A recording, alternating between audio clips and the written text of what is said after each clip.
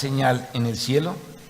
He aquí un gran dragón escarlata que tenía 7 cabezas y 10 cuernos, y en sus cabezas 7 diademas. Y su cola arrastraba la tercera parte de las estrellas del cielo y las arrojó sobre la tierra. Y el dragón se paró frente a la mujer que estaba para dar a luz, a fin de devorar a su hijo tan pronto como naciese. Y ella dio a luz un hijo que regirá con vara de hierro a todas las naciones, y su hijo fue arrebatado para Dios y para su trono. Y la mujer huyó al desierto, donde tiene lugar preparado por Dios, para que ahí la sustente por 1260 días.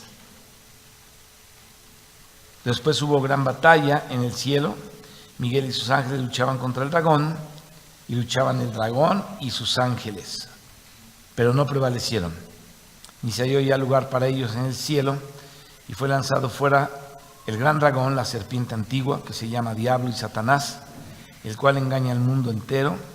Fue arrojado a la tierra, y sus ángeles fueron arrojados con él.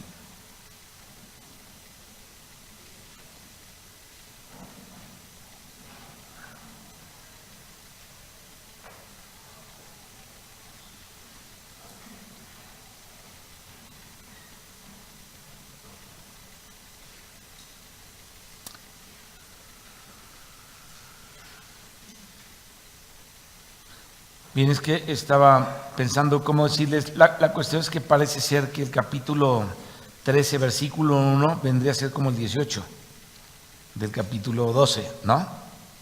En donde dice: me paré sobre la arena del mar, y vi subir del mar una bestia que tenía 7 cabezas y 10 cuernos, y en sus cuernos 10 diademas, y sobre sus cabezas un nombre blasfemo.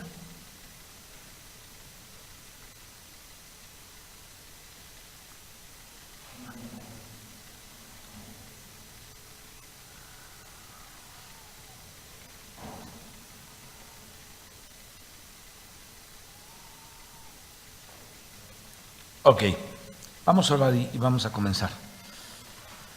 Con la ayuda de Dios. Padre, te pedimos esta noche, Señor,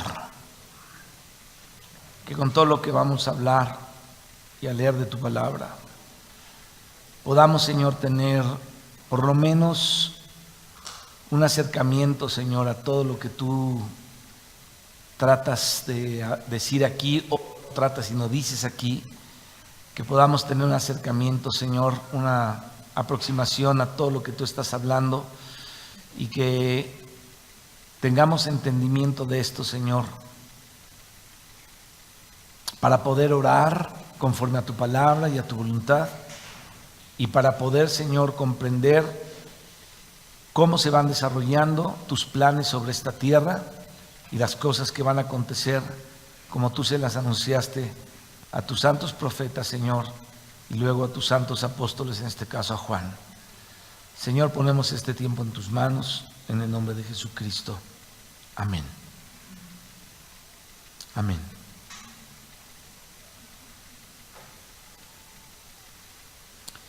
Bueno, aquí habla de 2 señales. Apareció en el cielo una gran señal, una mujer vestida del sol, con la luna debajo de sus pies, y sobre su cabeza una corona, dice aquí, de 12 estrellas.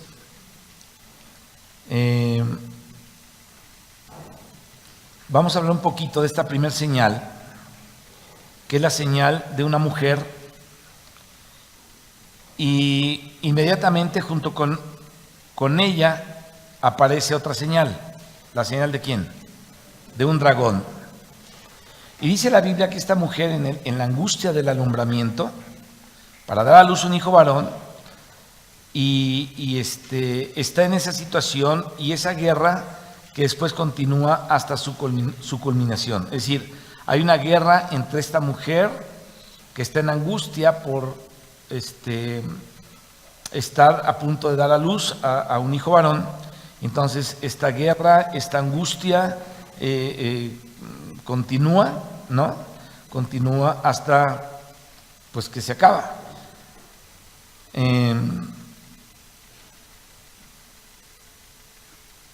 Hemos dicho que en el Apocalipsis están todas las terminales de la Biblia, es decir, ahí acaban todas las profecías, ahí acaba, fíjense, se habló de la serpiente y termina con esta parte aquí donde aparece un dragón, ¿no? Entonces ahí aparece todas las terminales de toda la Biblia, que la Biblia obviamente sin el libro de Apocalipsis sería un libro inconcluso, sería un libro que no supiéramos su final. Y la conclusión de toda la Biblia está aquí en Apocalipsis. Ahora,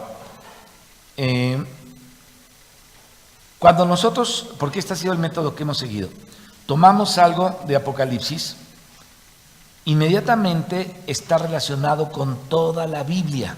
No es algo aislado, sino tiene una relación con toda la Escritura. Esto lo vimos desde el principio, ¿no? Desde que el Señor tenía un ángel y el Señor era el ángel del Señor, o sea, Jesús era el ángel de Dios, pero Cristo tenía un ángel y se lo envió a Juan. Desde ahí todo tiene algo que ver y está relacionado con toda la Biblia en lo anterior. Así es que para poder entender este libro, entonces necesitamos entender la Biblia. ¿Por qué? Porque las figuras que aparecen en Apocalipsis ya fueron introducidas a lo largo de la Escritura. O sea, las estamos viendo aquí, pero ya fueron introducidas antes. Así es que no podemos hacer la interpretación de un versículo sin ir a la Escritura, que es la que se interpreta por sí misma. La Biblia, dice un dicho, se interpreta sola, pero hay que saberlo hacer. Entonces necesitamos ligar los versículos y encontrar las cosas que hay en la Escritura de lo que está hablando el Apocalipsis, y entonces tenemos el cuadro completo o el rompecabezas completo.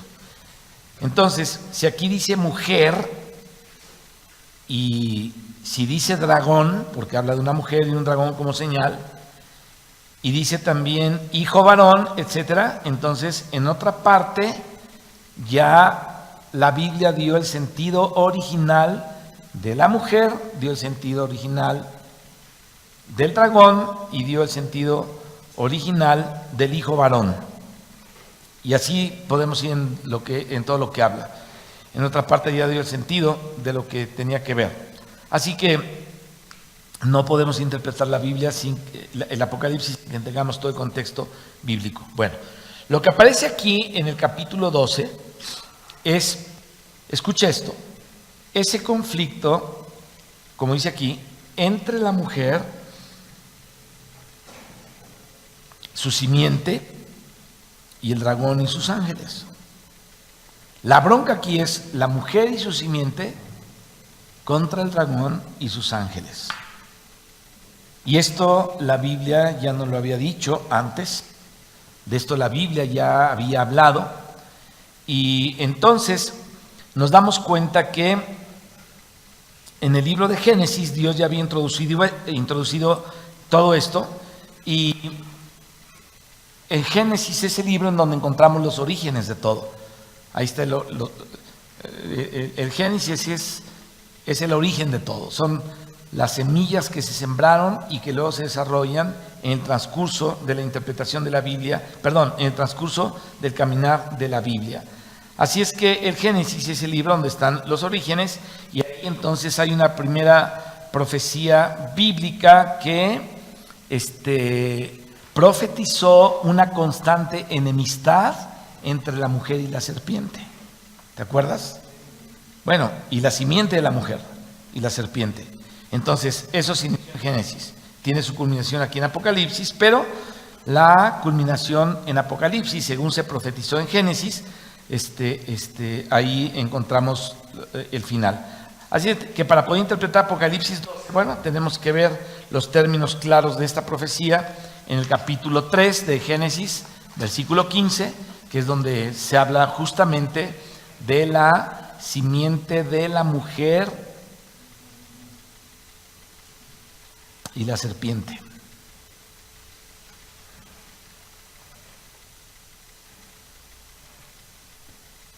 Génesis 3:15. Esta palabra del Señor en Génesis 3:15 es una profecía, o sea, el Señor estaba profetizando. Dios le habló a Adán, Dios le habló a la mujer de Adán, Dios le habló a la serpiente.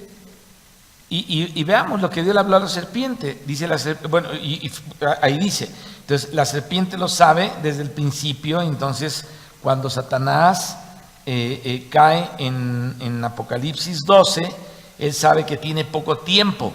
Así es que vamos desde el 14 para poder, con la ayuda de Génesis, interpretar Apocalipsis 12. Fíjate. Dice, Yahvé Elohim, es decir, Jehová Dios, dijo a la serpiente, por cuanto esto hiciste, ¿qué había hecho? Engañó a Eva, ¿se acuerdan? Maldita serás entre todas las bestias y entre todos los animales del campo. Sobre tu pecho andarás y polvo comerás todos los días de tu vida. Ahora, lo hemos dicho en otras ocasiones, como la serpiente se engordó tragando polvo, ¿no? Alimentándose de nuestra carne, porque Satanás, Dios nos dijo a nosotros, polvo eres y al polvo volverás. Entonces Satanás come polvo, es decir, Satanás come al hombre. Ahora, el apoyo de Satanás es el hombre caído. Entonces Satanás se ha alimentado muchísimo con un poderío tremendo y nos damos cuenta que aparece ya como un dragón. Engordó tanto que aparece aquí un dragón con 7 cabezas, 10 cuernos, así es que se engordó bastante comiendo el polvo. En el verso 15, que es un versículo que es muy clave, dice, y pondré, capítulo de Génesis 3:15, es Dios el que está hablando esto, enemistad entre ti. Ahora, esa a la que le está hablando Dios en Génesis 3:15 es la serpiente que aparece aquí en el capítulo 12 de Apocalipsis, llamado la serpiente antigua, porque es la de Génesis, que se le llama diablo o se le llama Satanás, o más bien diablo y Satanás. Es decir, el acusador de los hermanos, el gran dragón, es el mismo personaje. Entonces aquí en Génesis se le dice simplemente serpiente y Apocalipsis dice que esa es la misma serpiente, pero le añade otros nombres, dice Dios. Y pondré enemistad entre ti, es decir, la serpiente que es el diablo, que es Satanás, que es el dragón, y la mujer entre tu simiente. Entonces tú incluso puedes ponerle ahí una notita en Génesis 3:15, ¿no? Y pondré enemistad entre ti, ¿no? Satanás, el dragón, la serpiente, ya le añadimos Satanás y el dragón, y tu simiente, la descendencia de la serpiente. Y por eso Jesús le dijo a los fariseos, hijos del diablo, que querían hacer la voluntad de su padre el diablo, porque la serpiente también tiene una simiente, tiene una familia, tiene una gente que le sirve, y Jesucristo lo nombró de una manera muy clara en los evangelios. Vosotros sois de vuestro padre el diablo, les dijo. Generación de víboras, Juan les dijo, nido de víboras, ¿no? O sea, es nido de víboras, imagínate, el diablo incubándolos, ¿no? Incubándose en ellos para que Cristo les dijera, Juan les dijera, cría de víboras, y Jesús les dijera, generación de víboras, y luego hijos de su padre el diablo. Entonces, está la descendencia de la serpiente, la descendencia de la mujer, y es que por eso Jesús les dijo, insisto, hijos del diablo, que quieren hacer la voluntad de su padre, el diablo, y también la simiente suya, es decir, la simiente de la mujer, que equivale al hijo varón, escucha esto, al hijo varón de la mujer de Apocalipsis 12. Esta, la simiente de la mujer, o sea, el hijo varón, te herirá en la cabeza y tú le herirás en el calcañar. Así es que podemos hablar de Génesis 3:15, añadiéndole lo que dice Apocalipsis 12, ¿no? Con respecto a Satanás y con respecto a la simiente de la mujer. Bien, vemos que desde el principio de las Escrituras, desde el principio de los tiempos, Dios mostró que había 2 corrientes aquí sobre la tierra. La línea de Dios, que le llama aquí la Biblia la mujer, y la línea de la serpiente o del dragón. Entonces, la simiente de la mujer venciendo al dragón, aplastando su cabeza, y enemistad entre el dragón y la mujer, y entre la simiente de la mujer y la simiente de la serpiente. Bueno, toda la historia, mis hermanos, de la humanidad ha consistido en esta enemistad. Tu historia cristiana ha consistido en esta enemistad. Si tú no eres cristiano, tú eres como un engendro de una serpiente, de la serpiente. Pero si tú eres hijo de Dios, entonces tú eres de la simiente de la mujer. Es decir, Cristo y amor en ti, Él es la simiente de la mujer y tú eres parte de la simiente de la mujer. Por lo tanto, tu vida, desde que te entregaste al Señor, ha estado en guerra en contra de la serpiente. ¿Qué ha hecho la serpiente? Todo el ambiente del mundo. Las fornicaciones, la carne, los robos, los hurtos, los adulterios, las avaricias, la perversión sexual, la guerra, todo, ¿no? Entonces, toda la historia de la humanidad ha consistido en esta enemistad. Ahora, Dios, escuche esto, está llevando su propósito a través de la mujer. Tenemos que entender por qué habla aquí de la mujer. Entonces Dios está llevando su propósito a través de la mujer. Y Satanás, el diablo, está llevando su propósito a través de su propia descendencia, a través de aquellos que son sus hijos, que hacen la voluntad de Él, de aquellos que pecan, que mienten, que tienen cosas ocultas ahí, como si Dios no los viera. Entonces, Satanás ha hecho su voluntad a través de esto y es como Él lleva a cabo su plan. O sea, los que están con Él y los que le siguen a Él. Eso es lo que aparece justamente otra vez en Apocalipsis 12. Entonces, nos damos cuenta que no podemos tener Apocalipsis 12 sin Génesis capítulo 3, ¿no? O sea, sin Génesis 3 no podemos concebir Apocalipsis 12 y vuelve a aparecer esa mujer y vuelve a aparecer esa serpiente y una gran señal hay o hubo en el cielo, una mujer, aquí está la mujer, la de Génesis 3, y luego algunos detalles, dice aquí vestida de sol, con la luna debajo de sus pies y su cabeza con una corona de 2 estrellas, estando encinta, aquí está la simiente de la mujer, clamaba con dolores de parto en la angustia de alumbramiento. Entonces dice la Biblia en Apocalipsis 12, esa es una señal, es decir, nos está indicando algo, ¿no? Como cuando dice no pase o prohibido el paso o alto, es una señal, ¿no? Que te está diciendo algo. Esto es una señal y ahí aparece. Luego está, hablando de la mujer, la segunda señal que es la del dragón. Dice el 3, también apareció otra señal en el cielo. Ahora esta es la serpiente. Entonces ya tenemos la señal de la mujer desde Génesis 3:15, la simiente de la mujer. Dios está llevando a cabo su voluntad a través de la mujer. Entonces aparece en Apocalipsis 12 como una señal, pero aparece aquí otra señal en el cielo.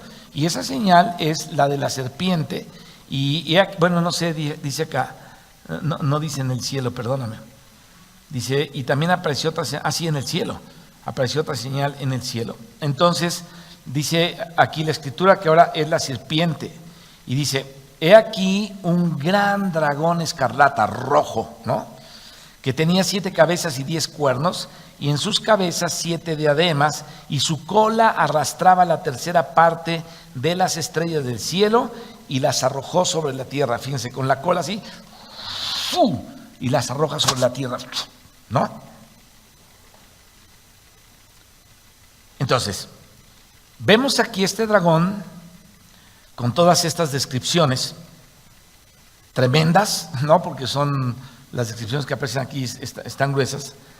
Y es la misma serpiente, como vemos que se le llama en el versículo 9, dice, y fue lanzado fuera el gran dragón, luego dice, la serpiente antigua, que se llama Diablo y Satanás. Luego cuando dice en el versículo 14, y se le dieron a la mujer las 2 alas de la gran águila para que volara de delante de la serpiente. Fíjate, esta serpiente es el mismo dragón con cabezas, con diadema y cola. Eso no lo tenía en Génesis, pero ya lo tiene acá. Y cuando el versículo 15 dice, y la serpiente arrojó de su boca tras la mujer, entonces vemos que el conflicto, la enemistad es de la mujer y la serpiente. La enemistad es de la mujer y de la serpiente.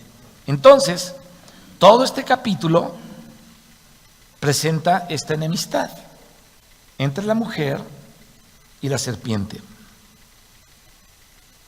Vamos a detenernos un poquito en la mujer, porque yo estaba pensando, hay muchas cosas que hablan. Obviamente tú sabes que la Iglesia Católica dice que es la Virgen, ¿no? Pero vamos a detenernos aquí un poquito, porque hay varias interpretaciones de esto, pero creo que leyendo y contextualizando la Biblia, podemos llegar a un consenso en todos los versículos para determinar los detalles que hay aquí y poder salir con algo mucho más aproximado a lo que Dios nos está hablando, seguramente con la realidad de lo que Dios nos está hablando. Entonces,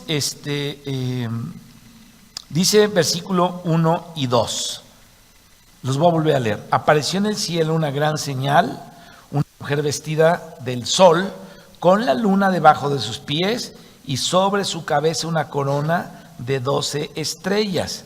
Y estando encinta, es decir, embarazada, clamaba con dolores de parto en la angustia del alumbramiento. Es decir, esta mujer estaba a punto de dar a luz algo. Y estando así embarazada, clamaba en miras al alumbramiento. Bueno, acuérdense que dice un dicho que una imagen habla más que muchas palabras. Aquí el Señor, con esta señal que le mostró a Juan, está hablando muchísimo, es decir, hay muchas cosas que esta señal está diciendo por parte de Dios. Hace ratito te decía que una señal es un mensaje, o sea, una señal tiene símbolos a veces universales que te dan un mensaje, ¿no? Por ejemplo, una mano que está así, pues tú sabes que alto no pase, ¿no? O sea, etcétera. Entonces, es un símbolo con un mensaje. En este caso, Dios da un mensaje a través de esta primera señal en el cielo, una mujer. Así es que vamos a detenernos aquí en esta expresión, una mujer. Toda la Biblia nos muestra el matrimonio entre Dios y su pueblo. Desde el principio. La intención de Dios, sobre todo hablando del Éxodo en adelante, ¿no? Acuérdense que el pueblo de Israel salió de Egipto y Dios lo lleva al monte Sinaí y Dios hace un pacto ahí con ellos. Entonces toda la Biblia nos enseña y nos muestra justamente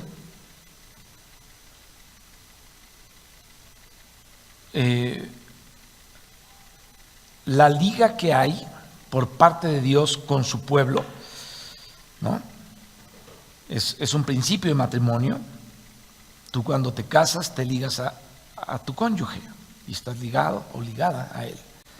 Y aquí vemos que esta unión o el principio del matrimonio de Dios con su pueblo en el Antiguo Testamento.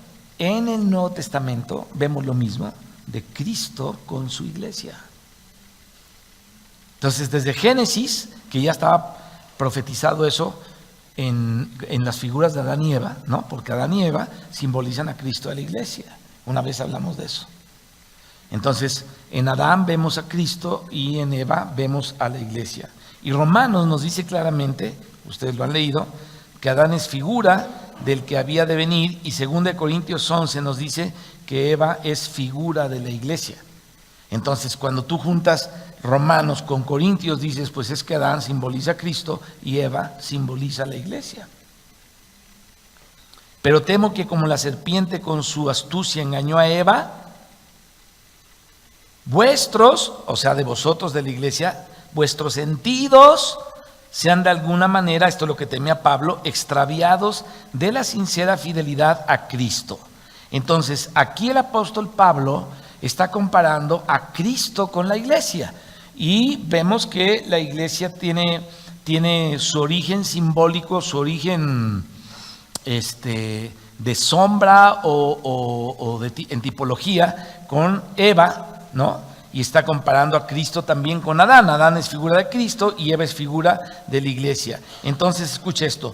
Siempre Dios le habló a su pueblo, tanto en el Antiguo Testamento como en el Nuevo Testamento, como a una mujer. Entonces, considera esto. Apareció una primera señal, una mujer en el cielo, ¿no? Entonces Dios, tanto en el Antiguo Testamento como en el Nuevo Testamento, le habla a su pueblo como a una mujer. Hay muchos versículos que podríamos ver todo esto.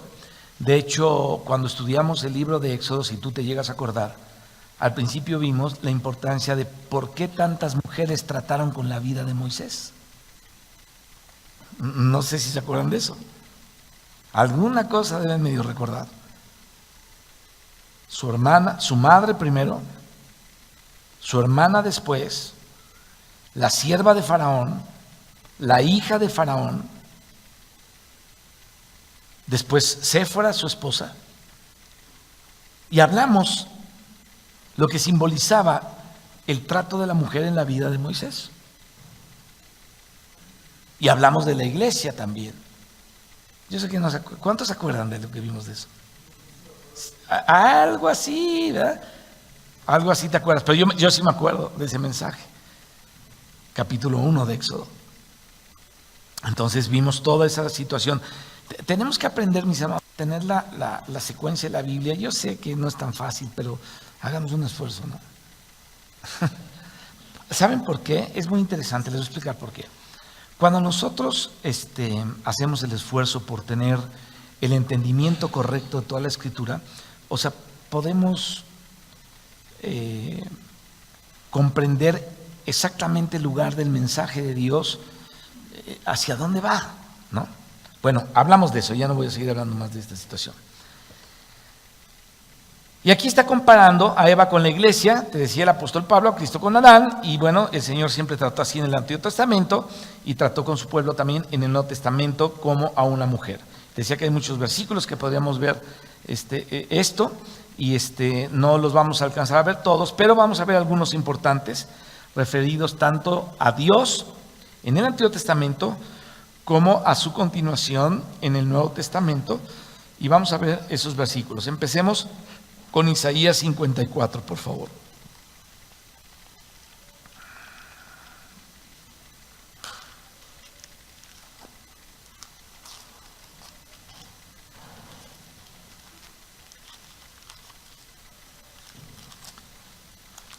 Quiero ser lo más claro posible porque de repente son cosas difíciles de explicar, pero vamos a tratar de llevar bien esta secuencia. Ok, miremos cómo habló Dios ahí.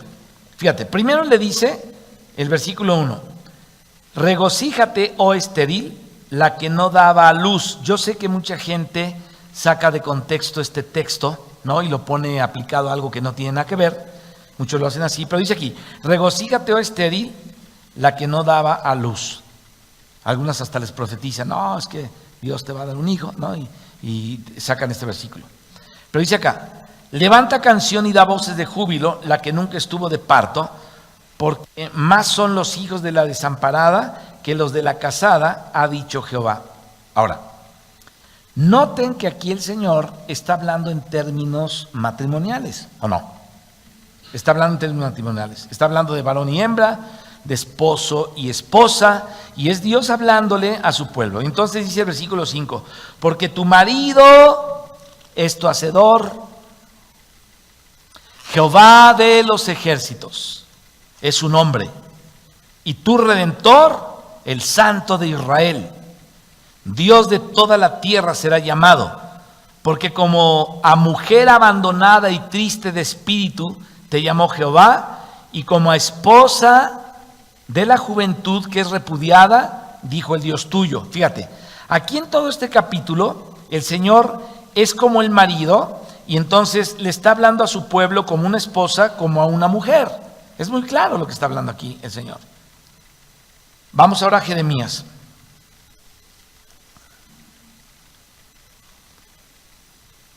13:14. Convertíos, hijos rebeldes, dice Jehová, porque yo soy vuestro esposo. Bueno, vemos que la mujer está formada por los hijos, todos los hijos forman la mujer. ¿Sí te diste cuenta? Jeremías 3:14. ¿Dije 13? Las son todos están así como con cara de what. Me equivoqué a lo mejor, pero es 3:14. Dice, convertíos, ¿qué? ¿Qué más? Ahora, déjame preguntarte algo. ¿Quiénes forman a la mujer aquí? Los hijos. Los hijos son la esposa. Entonces todos los hijos forman a la mujer. Su pueblo son los hijos rebeldes, pero les dice, hijos rebeldes, dice Jehová, porque yo soy, ¿qué? Vuestro esposo. Y entonces aquí Dios se presenta otra vez como el esposo. Luego en Jeremías 31 y 32 dice, he aquí vienen días, dice Jehová. ¿Ya lo tienen? Y 32, en los cuales haré nuevo pacto con la casa de Israel y con la casa de Judá, no como el pacto que hice con sus padres el día que tomé su mano para sacarlos de la tierra de Egipto, porque ellos invalidaron mi pacto, aunque fui yo un marido para ellos, dice Jehová. Otra vez Dios habla como un marido con su pueblo. ¿Qué estamos haciendo? Probando con los escritos antiguos que Dios trató a sus hijos en el Antiguo Testamento, a Israel, a su pueblo, como a una mujer, como a una esposa. Y así se expresa de ella. Ahora vamos a Juan 3:29. Bueno, esos son, digamos, algunos de los principales versículos. Y en este versículo aparece esta figura también que es preciosa, y dice Juan el Bautista acerca de Cristo y la iglesia, versículo 29. El que tiene la esposa, ¿quién es? Es el esposo. Porque le decían a Juan, tú eres tú eres aquel, tú eres no. Dice, no, yo soy un amigo, pero el que tiene la esposa es el esposo. Entonces habla de Cristo, más el amigo del esposo, que era Juan, que está a su lado y le oye, se goza grandemente de la voz del esposo. Así pues, mi gozo está cumplido. Y el versículo 30 dice, es necesario que él crezca, pero que yo mengüe. Bueno, aquí Juan el Bautista está presentando al Señor Jesucristo como esposo de la iglesia o como esposo de los que ha llamado él. Es decir, los discípulos en esa primera instancia, ¿no? Los discípulos de Jesús son la esposa en ese momento. Y él como el amigo del esposo. Bueno, entonces la figura de la mujer es una figura mística que representa el complemento de Dios. Dios quiso que fuera así. Dios vio que no era bueno que el hombre estuviera solo. Déjame ponértelo de otra manera. No es bueno que Cristo, el Hijo de Dios, esté solo. Necesita una ayuda idónea, la iglesia. No era bueno que Dios hiciera cosas solo. Necesitaba una ayuda idónea, Israel, su pueblo. Entonces Dios llama a Israel. ¿Te das cuenta? Así es que la mujer, de una manera mística, representa el complemento de Dios. Dios dijo de sí mismo hablando en figura, porque Adán es figura de Cristo. Y cuando Dios dijo no es bueno que el hombre esté solo, entonces no es bueno que un creador se quede sin creación. O sea, Dios nos hizo y no era bueno que se quedara sin nada, porque Él nos había creado para Él. Esa es la razón por la que Dios tiene tanto, déjame llamarlo así, de una manera buena, positiva, es tan osado en hacer todo lo que hizo para recobrar lo que le pertenece, es decir, nosotros, su creación. Y esto lo hizo desde tiempos antiguos con Israel. Así es que no es bueno que el hombre esté solo, no es bueno que un criador se quede sin creación, que un esposo se quede sin esposa, no es bueno tampoco. Entonces le haré ayuda idónea. Entonces, tú y yo podemos ver esto, es como Dios revelándonos nuestro corazón, es como cuando tú le revelas a alguien, dices, es que yo amo a mi esposa, si mi esposa no estuviera yo no sé qué haría, estaría como desnudo, como solo, como estaría frito. ¿Qué harías tú, Carlos, sin Mabel? Yo te consolaría, pero no podría, o sea, diría, pollito, cálmate, pero no podrías alivianarte. En cambio, Mabel sí haría un chorro de cosas sin el pollo. Ay, no es cierto. O sea, esto es lo que Dios está haciendo, ¿me explico? Revelando su corazón. ¿Qué harías sin Belinda? Te mueres. ¿Y tú sin Molly? ¿Y tú sin paz? Estás frito. ¿Y tú sin tu esposa, Mancilla? ¿Qué harías sin Cristina y si ahí es a dónde vas? Espérate. Estarías fritito también. Serías un brito frito. Igual ahí el Pedro, ¿qué harías sin Shanat, Pedro? ¿No? ¿Tú qué harías sin...? ¿Ahí dónde está? Bueno, no vino, pero ¿qué harías sin ese? Obviamente Lara no está casada, ¿no?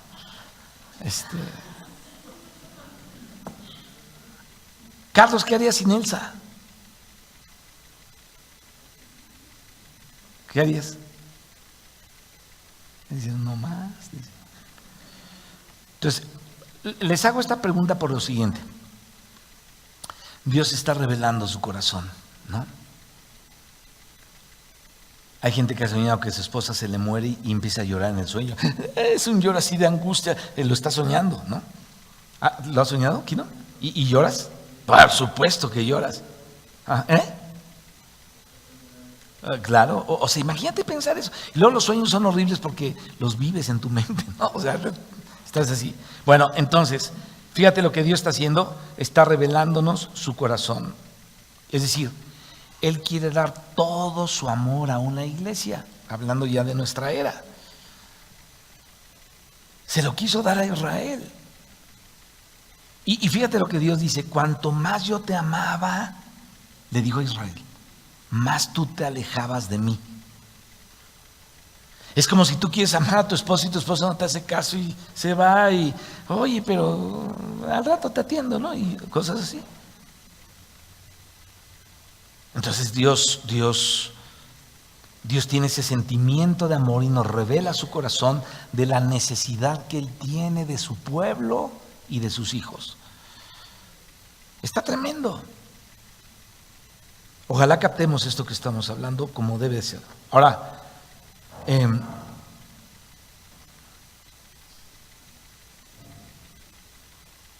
decía que Él quiere dar su amor a una iglesia y entonces el pueblo del Señor, ya sea del Antiguo Testamento, comenzando desde la misma Eva, los patriarcas, Moisés, el pueblo de Israel y luego la iglesia del Señor Jesucristo en el Nuevo Testamento. Fíjate que estamos hablando del Antiguo y del Nuevo Testamento, estamos hablando de Israel y de la iglesia. Entonces, todo el pueblo del Señor en general es comparado en la Biblia con una mujer. Así que aquí en esta visión, el Señor lo que está haciendo es presentar a esta mujer que Él ama, a la que le dijo, va a haber una guerra con tu simiente contra la simiente de la serpiente. Entonces la mujer vestida del sol, que eso tiene que ver con la iglesia, pero parada sobre la luna, que tiene que ver con el Antiguo Testamento, que era figura, porque la luna es la que obviamente refleja la luz del sol. O sea que la mujer está parada sobre la luna. Quiere decir que nosotros descansamos en el Antiguo Testamento, pero estamos en el Nuevo Testamento. Y dice coronada con 12 estrellas. Entonces, lo primero que tenemos que comprender aquí en el libro de Apocalipsis, en el capítulo 12, es esta mujer de los versículos 1 y 2 que apareció como una señal, con todo lo que la describe ahí. Entonces vamos a detenernos un poquito en los detalles de esta mujer, porque aquí hay un poema matrimonial que Dios escribió de alguna manera y que está puesto ahí para que tú y yo lo podamos entender. Primero vamos a Cantar de los Cantares, capítulo 6, versículo 10.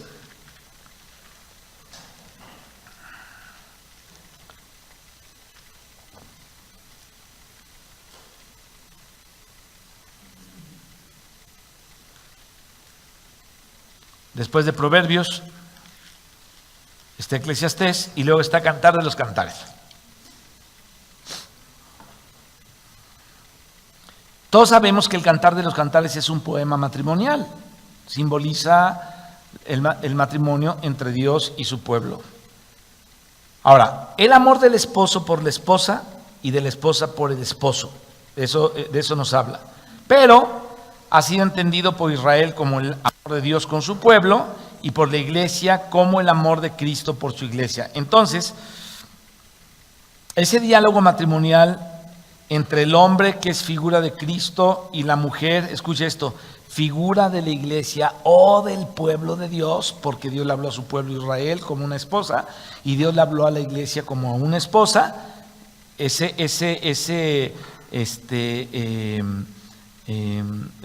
figura que aparece ahí, aparece aquí en este poema de Cantar de los Cantares. Pero fíjense en cómo habla la esposa en el capítulo 6, versículo 10. ¿Quién es esta? Bueno, habla de la esposa. ¿Quién es esta que se muestra como el alba, hermosa como la luna, esclarecida como el sol? Fíjense qué interesante. Aquí, en este precioso poema de matrimonio, nombran a la mujer, y nombran a la luna, y nombran al sol también. Imponente como ejército en orden. Esa es la descripción de la esposa. Esa es la descripción de la mujer mística, que es la creación de Dios, que ha de acompañarle y ha de asistir a Dios todo el tiempo. Así como aquel grupo de personas que todo el tiempo estaba con Cristo, algunas mujeres le asistían y estaban ahí, así de esa manera. Entonces, ¿quién es la mujer? ¿Quién es esta mujer?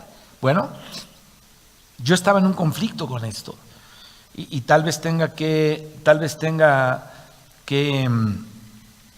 no tal vez tenga, sino corrijo la interpretación de esto en este sentido, porque había un conflicto ahí, pero creo que la Biblia, ya estudiándola más a fondo, viendo más a fondo muchas cosas, podemos determinar lo siguiente. ¿Quién es esta mujer? En el Antiguo Testamento era Israel. En el Nuevo Testamento es también el Israel espiritual, ¿no? El cuerpo de Cristo, la iglesia. Y el cuerpo de Cristo incluye a judíos y gentiles. O sea, el cuerpo de Cristo no está separado de los judíos, porque la mayoría a los que les predicó, por ejemplo, Pedro, eran judíos. Los primeros discípulos, todo el mundo era judío ahí. Y después los gentiles se convirtieron a partir de aquella ocasión en la que Pedro recibe una visión, ¿se acuerdan? Una visión en donde le dijo, se aparecen ahí reptiles, cuadrúpedos y cosas así, mata y come. Y dice, no, Señor, yo no, porque dice, no llames inmundo lo que yo ya purifiqué. Entonces le estaba hablando de Cornelio y ahí comienza la iglesia gentil. A partir de ahí, con Cornelio, ellos se dan cuenta que también a los gentiles Dios los ama y los llama a la iglesia. Entonces, déjame repetirte, la iglesia, el cuerpo de Cristo, que incluye a judíos y a gentiles, es esta mujer. Ahora, ese es el cuerpo de Cristo. ¿Quiénes? Los gentiles que creen en Cristo y la mujer que cree, y los judíos que creen en Cristo, o los hebreos que creen en Cristo, o el Israel que cree en Cristo. Entonces, esta mujer, mis hermanos, se refiere al pueblo de Dios, o sea, el cuerpo de la simiente de la mujer que pelearía contra el dragón y su simiente. Escuchen esto. Hay dos cosas que están sucediendo aquí en la tierra conforme a este texto que estamos viendo. Fíjate, los imperios, te estoy hablando de las cosas que están sucediendo aquí en la tierra con respecto a la mujer que está formada por Israel y por la iglesia, judíos y gentiles entregados a Cristo. En el Antiguo Testamento era Israel solamente, en el Nuevo Testamento son los gentiles, el Israel espiritual, pero también son los israelitas que ahora tienen que ser el verdadero Israel espiritual. O sea, no por ser israelita o por ser judío quiere decir que eres salvo, ¿no? Como muchos creen, que nada por ser judío ya gloria a los judíos. No es cierto, no es cierto. Un judío que no acepta a Cristo está perdido. Y a Cristo lo siguen rechazando. Pero bueno, ahorita no me voy a meter en eso. Entonces, esta mujer se refiere al pueblo de Dios, o sea, al cuerpo de la simiente de la mujer que pelearía, dice aquí la Escritura, contra el dragón y su simiente. Y te decía entonces, dos cosas están sucediendo en la tierra. Los imperios son el desarrollo del dragón con sus cabezas. ¿Cuáles imperios? El imperio egipcio, el imperio medo-persa, el imperio griego, el imperio romano. Entonces todo ese es el desarrollo del dragón. Y la mujer está teniendo dolores de parto. Los tuvo Israel para que viniera el Mesías y los tiene que tener la iglesia para que se pueda conformar a Cristo o conformar a Cristo en ella. O sea, no es fácil que Cristo sea conformado en la iglesia. Hay que pasar de muchas cosas. Cristianos que son problemáticos, que como que creen y no creen, como que son y no son, como que hacen las cosas bien, pero todo les sale mal porque lo hacen mal. Y uno exhortándoles, no te dejes, hermano, síguele y bla, bla, todo lo que hacemos, ¿no? Entonces, hay dolores de parto para que Cristo sea formado en la iglesia. No es tan fácil, no es tan fácil eso. Pablo tenía esos dolores de parto, sufro dolores de parto hasta que Cristo sea formado en vosotros, ¿no?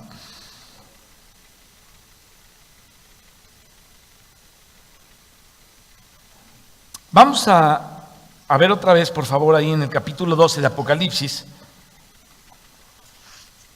Versículo 1, dice, apareció en el cielo una gran señal, una mujer vestida del sol con la luna debajo de sus pies y sobre su cabeza una corona de 12 estrellas. Ahora, ¿estamos de acuerdo en que en el Antiguo Testamento la mujer era Israel o no? ¿Estamos de acuerdo con eso o no? Ok. Esto se refiere inicialmente o primeramente a Israel. Vamos a Génesis 37, versículo 9, porque ahí hay un sueño que tuvo José, y saben que José es una figura de Cristo. José fue desechado por sus hermanos, él fue a Egipto, se casó con una mujer gentil, con Asenat, así se llamaba su mujer, ¿no? Asenat, era una egipcia. Y llegó a reinar, es lo mismo que Cristo. José es una figura de Cristo. José fue vendido por sus hermanos, fue puesto en una cisterna como el Señor Jesucristo, fue vendido por 30 piezas de plata, José por 20, Jesús por 30, pero de la cisterna salió a la diestra del poder, así como el Señor Jesucristo se casó con una mujer gentil. Bueno, José es una figura entonces de Cristo. Por eso tenemos que tener esto en los dos sentidos, en el sentido del Antiguo Testamento, pero eso es figura del sentido del Nuevo Testamento. Y entonces en el capítulo 37, versículo 9, nos muestra un sueño de José, y ese sueño de José revela el propósito de Dios para con Cristo. Fíjate, ese es el propósito de Dios para con Cristo. Versículo 9. Éxodo 37. No, sí, Génesis, perdóname. 37. Soñó aún otro sueño y lo contó a sus hermanos diciendo: he aquí que he soñado otro sueño, y aquí que el sol y la luna y 11 estrellas se inclinaban a mí. 11 porque él era la 12, ¿no? José. Esos eran los hermanos de José, y esas eran las estrellas, su padre y su madre. Entonces se representaban en el sol y la luna. Su padre y su madre representaban al sol y la luna. O sea, que el pueblo de Israel estaba representado por Jacob con su esposa, que realmente aquí es Raquel, porque es la madre de José, y sus 11 hermanos. Están representados ellos, Jacob y Raquel, como el sol y la luna, y los hermanos como las estrellas. Entonces, Jacob el padre era el sol, Raquel la esposa, la madre, era la luna, y los otros eran las estrellas. Así que en primera instancia esta mujer en el Antiguo Testamento era Israel. Entonces Israel estaba en dolores de parto. Dice Apocalipsis 12:2, y estando encinta clamaba con dolores de parto en la angustia del alumbramiento. Ahora, ¿quién es el que va a nacer de esa mujer? Es un varón que está destinado a reinar desde el trono de Dios en el cielo sobre todas las naciones. Ese varón es el Mesías. La Biblia lo dice, porque la salvación viene de los judíos. Entonces Israel, ahora, no creas que Israel sufrió mucho en el sentido de que, a ver, ¿cómo te lo diré? Quiero plantearlo bien.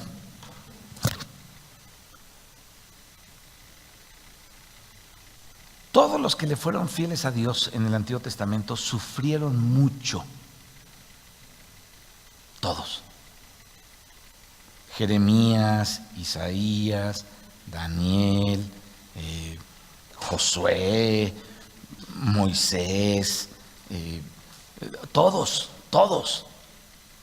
Entonces, todos ellos sufrieron porque colaborar con Dios para que Cristo fuera formado era estar insistiendo con un pueblo duro de cerviz, rebelde, que cuanto más lo amaba a Dios, más se alejaba de Dios. Se dividió, ¿no?, en el norte y en el sur, en Israel y la otra nación, Judá, y Dios no quería esa división, pero ellos se dividieron. Dios quería ser su rey, pero ellos pidieron otro rey. O sea, y todos los profetas y todos los hombres de Dios que lucharon al lado de Dios para que Dios llevara a cabo su propósito, son los que sufrieron. Por eso se sufrieron dolores de parto. No fue fácil guardar la línea del Mesías para que el Mesías naciera. Y todavía en el momento en que el Mesías nació, tenía que haber un José y una María. Hoy subí una parte de la descendencia de Cristo, no sé si hoy fue o ayer, ya no me acuerdo, a internet, ahí en el Face. Y con unas fechas que son interesantísimas, ¿no? Bueno, a mí me interesan mucho esas fechas porque las estudias y tú ves quién era contemporáneo de quién y cuánto duró cada periodo. Pero todo eso sigue para abajo y pasa por un montón de gente, hasta llegar a quiénes eran los padres de María y de dónde vino ella y quién era José, y lo que los historiadores dicen de María y de José, que tenían ellos una genealogía, porque hay historiadores muy cercanos a los tiempos de Cristo que escribieron y dejaron datos de cómo ellos tenían una genealogía guardada, José y María, de quiénes eran ellos. Entonces hay datos bien fidedignos de dónde exactamente viene cada uno de ellos. Y ahí están en Mateo 1 y en Lucas 3. Pero hay muchos detalles en medio de todas esas genealogías. Muchos detalles. Entonces, tú te das cuenta que realmente el pueblo de Dios sufrió. Ahora, déjame decirte algo. ¿Cuánto ha sufrido la iglesia? Porque Cristo se ha formado en la iglesia. Persecuciones, matanzas, muchas cosas. Dice Pablo, somos el oprobio del mundo. ¿Saben lo que es el oprobio?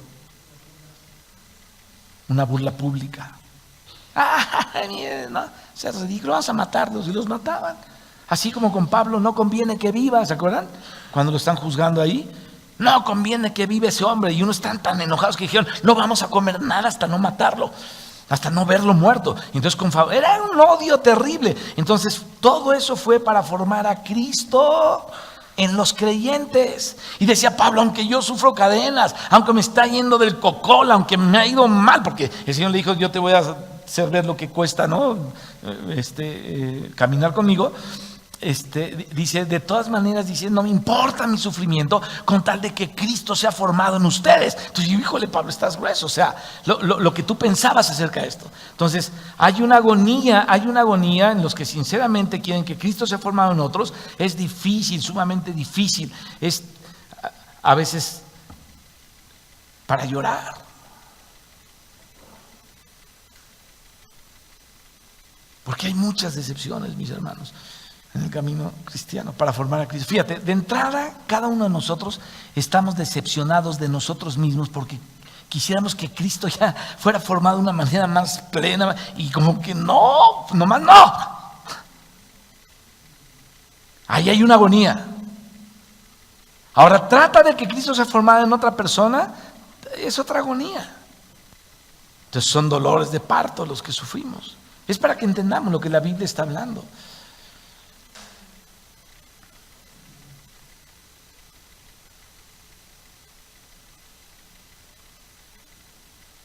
Entonces esta mujer, en primera instancia en el Antiguo Testamento, estaba en dolores de parto. Estamos hablando de la mujer en el Antiguo Testamento que era Israel. Y estando encinta, vamos a hablar del Mesías, en la simiente de la mujer, porque eso habla la Escritura. Entonces, estando encinta, clamaba con dolores de parto en la angustia de su alumbramiento. Todas las que han sido mamás saben a qué se refiere esto. Yo me acuerdo cuando Gladys iba a nacer Samuel, empezó a decir, ¡ay! Un dolor acá, y uno no sabe cómo es ese dolor, porque no es mujer, pero yo veía cómo le dolía, ¿no?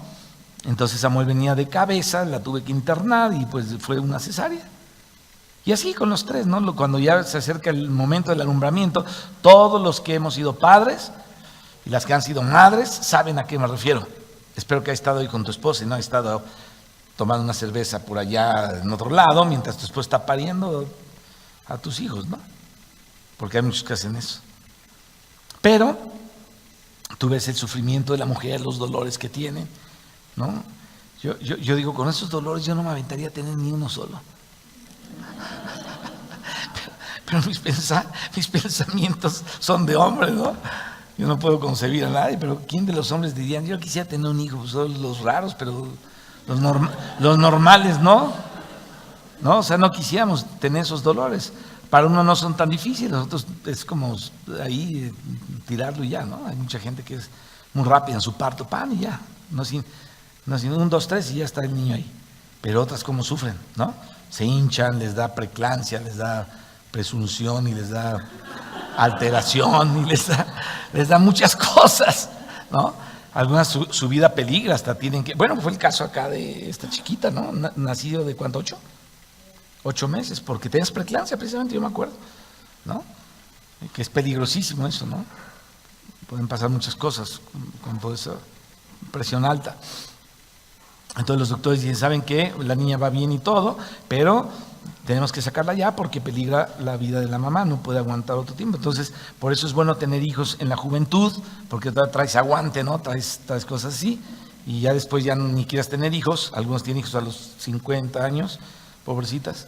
Pero les digo, hay gente que como conejos pueden tener 5, 6, 7 hijos y no hay problema, ¿no? Tu hermana Flor, yo me acuerdo cuando se alivió ¿de quién fue? ¿De quién fue que tu mamá se alivió? Que fuimos a San Luis y la fuimos a recoger al hospital, ella andaba en el súper. Oye, vamos al súper para comprar la cuyana. Y traía el niño recién nacido ahí, ¿cómo puede ser eso? Yo se sentía cosas así, pero bueno, muy fuerte, hay mujeres muy fuertes. Otras son más chiqueadoras, más chiqueantes, más chiquiosas, no sé cómo se diga. Pero bueno, el punto es este. ¿Cómo sufrió Israel dolores de parto y cómo sufrió la iglesia formada por Israel y los gentiles dolores de parto para el alumbramiento? Ahora, ¿quién es el que va a nacer de esa mujer? Un varón, repito, que está destinado a reinar desde el trono de Dios en el cielo sobre todas las naciones. Ese varón es el Mesías, ese Señor Jesús. Él es la simiente de la mujer. Ahora, esa simiente de la mujer después fue la simiente de Abraham, ¿no? Fue de la tribu de Judá, fue de la familia de David y al fin de cuentas fue el Mesías. Y entonces cuando dice el versículo 5, y ella dio a luz a un hijo varón que pastoreará con vara de hierro todas las naciones, eso se refiere obviamente al Señor Jesucristo, pero miren lo que dice el Salmo 2, que habla de esto justamente.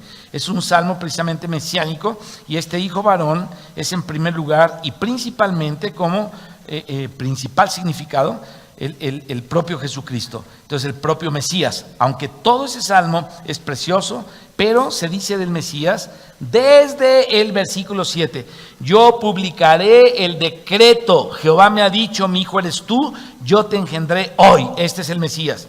Pídeme y te daré por herencia a las naciones. Y ahí habla de pastorear las naciones con vara de hierro. Y como posesión tuya, dice, los confines de la tierra, los quebrantarás con vara de hierro, como vasija de alfarero los desmenuzarás. Entonces, eso fue lo que se profetizó del Mesías.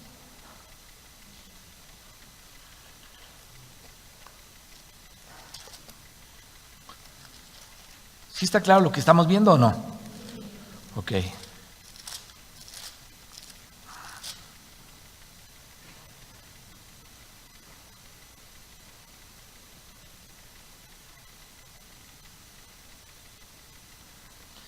Y ella dio a luz un hijo, varón, que regirá con vara de hierro a todas las naciones, y su hijo fue arrebatado para Dios y para su trono. Bueno, eso se profetizó el Mesías del Hijo de Dios, de Jesucristo. Jesucristo es en primer lugar ese hijo varón, y solo Jesucristo, ya sea siendo esperado por Israel, esos son los sufrimientos que tuvo Israel en su historia hasta la llegada de Cristo, y ese es en primera instancia. Obviamente que ahora el Mesías, mis hermanos, se forma en nosotros y continúa, pero ese hijo obviamente es Cristo. Ningún otro es el hijo, ese hijo es Cristo. Pero aquí hay algo chistoso, bueno, no chistoso, sino vamos a ligar esto. Cristo esperado por el Antiguo Testamento y Cristo formado en la iglesia. Entonces, vamos a otro pasaje de Apocalipsis, ahí en el 19:15, hablando del verbo de Dios, que es Cristo. De su boca sale una espada aguda para herir con ella a las naciones, y él las pastoreará con vara de hierro. Ese mismo lenguaje del hijo varón, de la mujer, lo vemos aplicado en el Antiguo Testamento, en el Salmo 2, a Cristo, en el Nuevo Testamento, en Apocalipsis 19, también a Cristo está ahí. Él pastoreará, esa es la palabra que se tradujo regirá, es poimeonía, ¿no?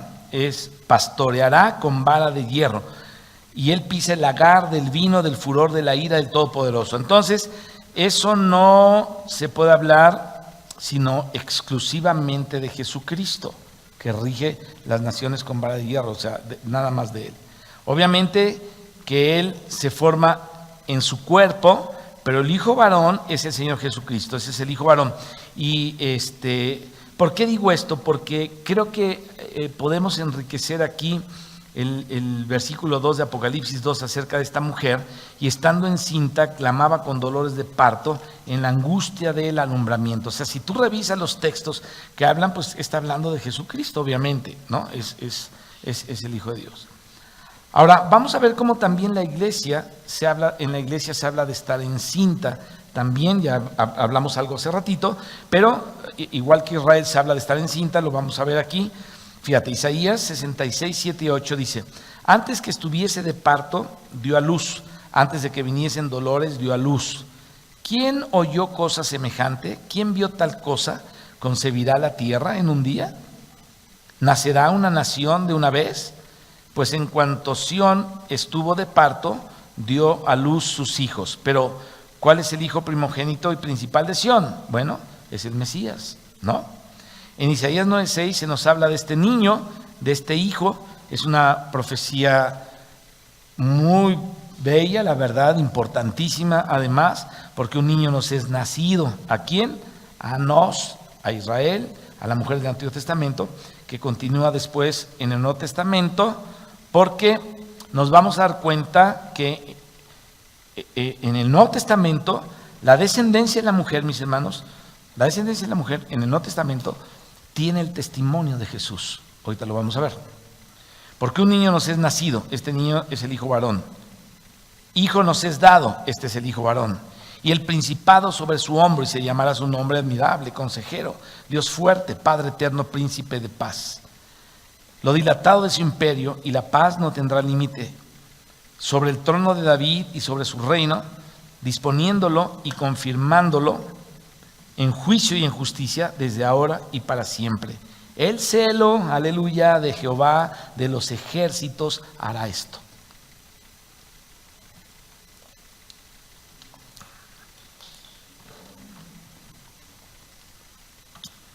El celo de Dios hizo esto, qué tremendo. ¿Hará qué? Que Israel tenga este Mesías y que este Mesías tenga este reino primero por la iglesia. O sea, va a tener el reino por medio de la iglesia y luego en el milenio, luego en el cielo nuevo y en la tierra nueva por la eternidad, sin fin obviamente y sin límite. Entonces, esta mujer de Apocalipsis 12 es el pueblo de Dios en general, incluidos los patriarcas, incluidos las 12 tribus de Israel, incluida la iglesia, porque fíjense en lo que se habla aquí de ella, vestida del sol. ¿Qué representa el sol? Bueno, el sol en la Biblia representa al Señor Jesucristo. Él es el sol de justicia. Él es la aurora de la mañana o el alumbramiento de la mañana. Y dice que está vestida de esto.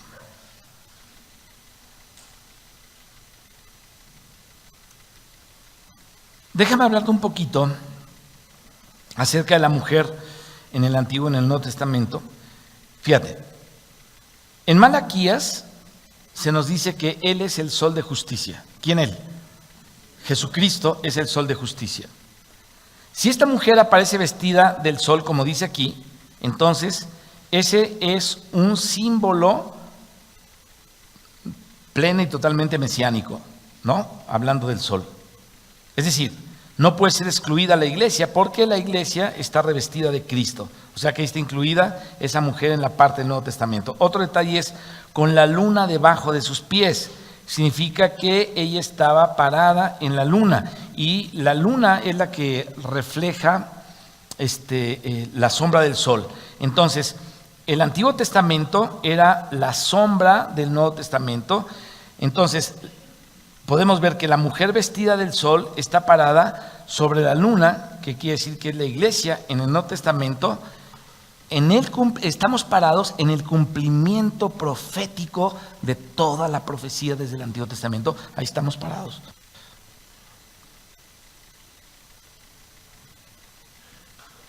En los profetas estamos parados.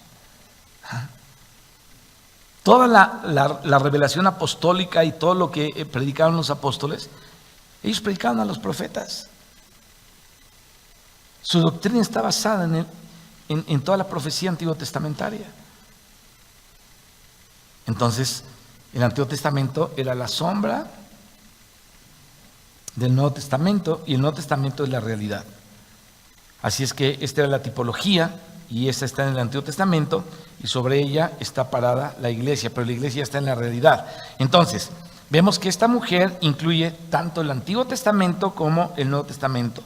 Está mostrando en el Antiguo Testamento, está mostrando la base, está mostrando la tipología y la profecía, pero el cumplimiento y la realidad, es decir, la vestidura del sol, aparece en el Nuevo Testamento ya como una realidad.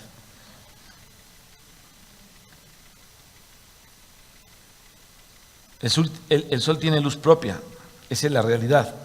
Y la luna es una luz reflejada del sol, es la tipología. Pero ahora dice aquí, y sobre su cabeza una corona de 2 estrellas. Ya vimos que las estrellas en tipología eran los hijos de Israel, pero vemos que los 12 nombres de los hijos de Israel están también puestos en la Nueva Jerusalén. Qué curioso, ¿no? En la Nueva Jerusalén están los del Viejo Testamento. Sus nombres ahí están escritos.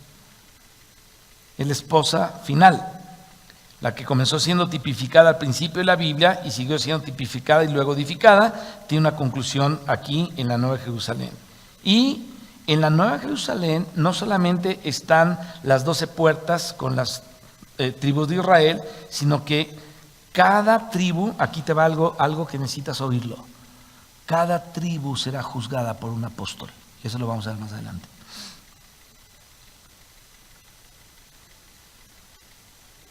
¿Te das cuenta? Entonces ya nos empezamos a introducir en otros detalles. Cada tribu será juzgada por un apóstol. ¿Por qué 12 tribus y por qué 12 apóstoles? ¿Por qué Pablo dice, no saben que ustedes juzgarán, bla, bla, bla? Entonces va a ser juzgada por 2 apóstoles. Y los 12 cimientos del muro de la Nueva Jerusalén tienen los nombres de los 12 apóstoles del Cordero. Entonces, el número 12 es un número misterioso, místico, clave, es el número de compleción final del reino. Y es 3 por 4. 3 más 4 es 7. Al principio Dios termina con 7, pero luego es 3 por 4, ¿no?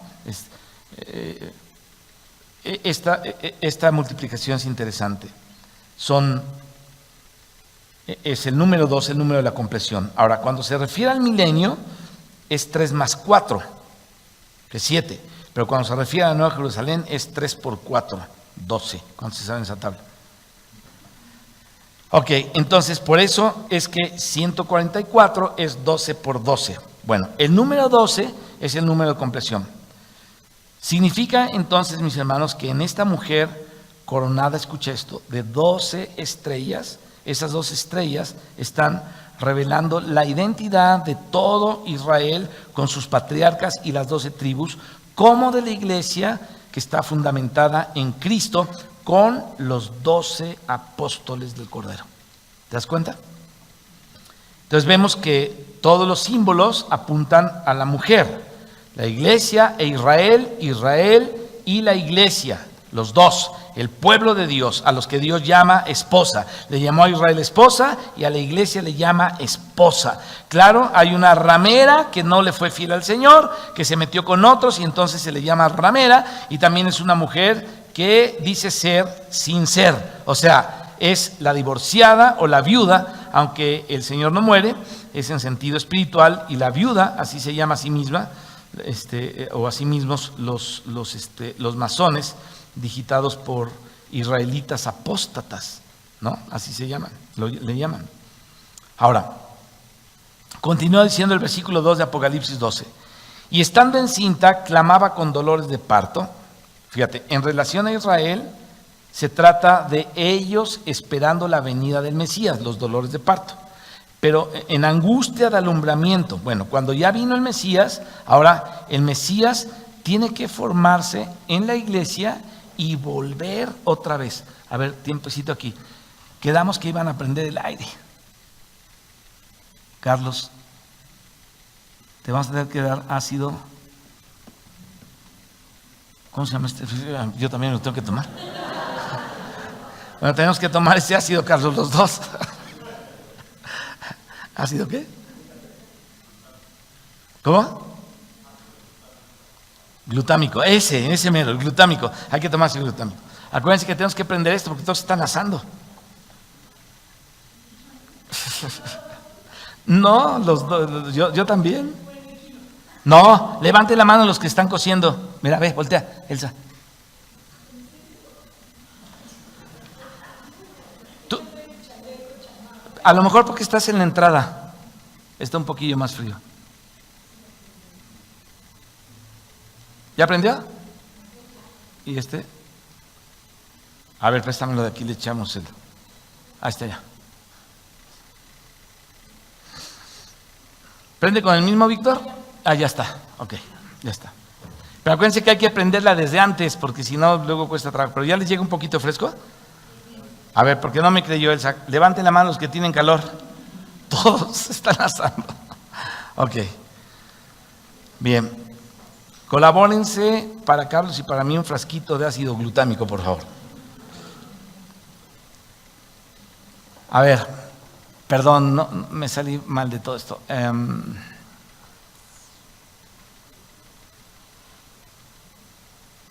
Vamos a retomar la idea. Ok.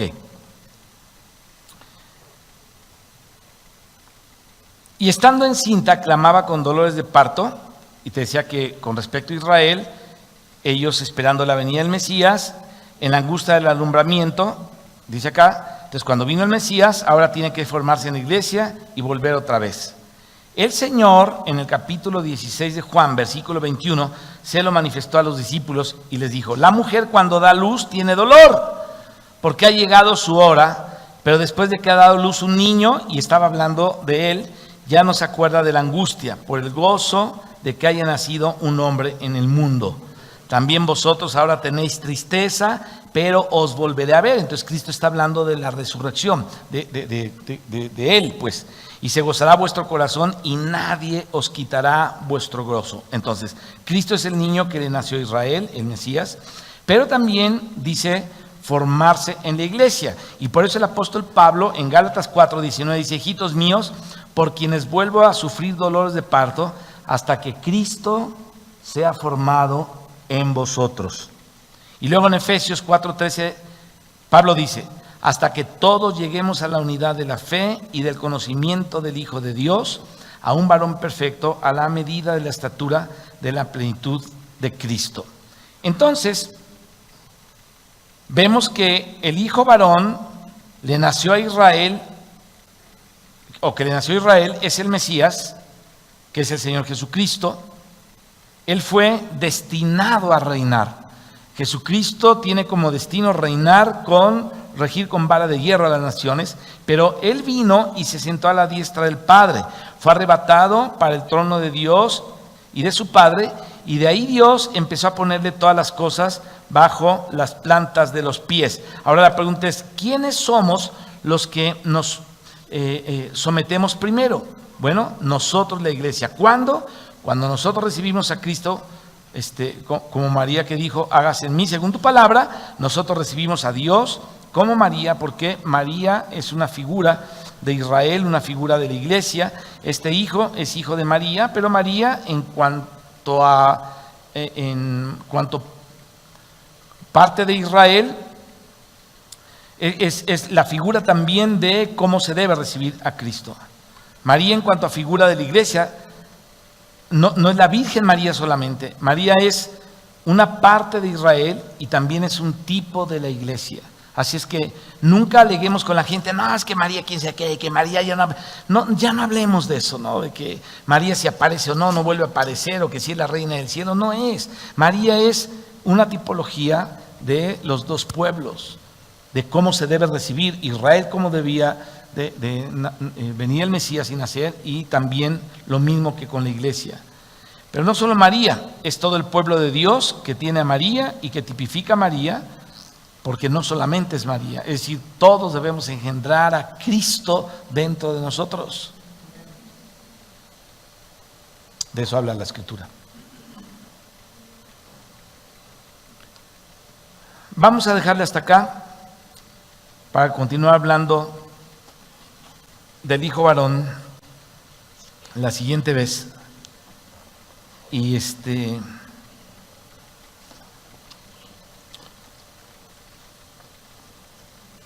tratar de comprender este capítulo 12, que es tan importante, la segunda parte de la profecía, que es la misma profecía pero con más detalles, y que le mandó el Señor profetizar a Juan, ¿no? Profetiza otra vez, y entonces Juan empezó a hablar de estas dos señales que aparecieron en el cielo. Por lo menos la primera señal apareció y la segunda apareció en el cielo.